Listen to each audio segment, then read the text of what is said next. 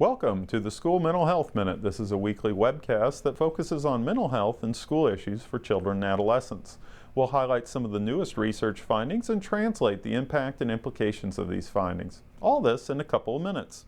I'm Dan Florell, and let's see what this week's study has to offer.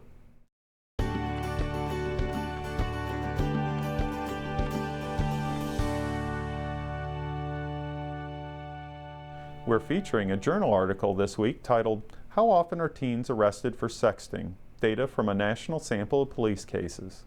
This study focused on characteristics of youth sexting cases in 2008 and 2009 that were handled by police and their outcomes. Sexting in this study focused exclusively on youth-produced sexual images, whereas many sexting definitions also include sexually explicit text messages in addition to sexual images. In 2/3 of the sexting cases in this study, the sexual images were confined to cell phones and were not distributed on the internet.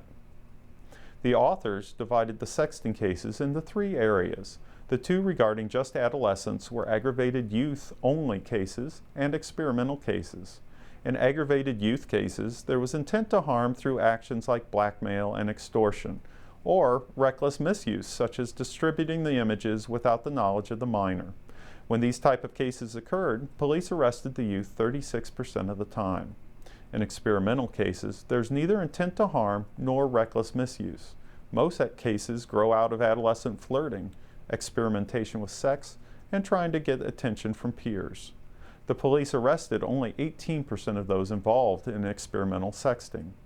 The major limitation of this study is that it only looked at sexting cases handled by law enforcement, and there are likely many sexting cases that are handled by the schools. The takeaway is that in the sexting cases studied, most youth who simply produce or transmit images are not being treated as offenders. This is heartening, as the child pornography laws under which sexting is often prosecuted typically carry severe penalties. This study appears to indicate that most police take this into consideration before pursuing charges. That concludes this webcast of the School Mental Health Minute. Come back next week, and thanks for watching.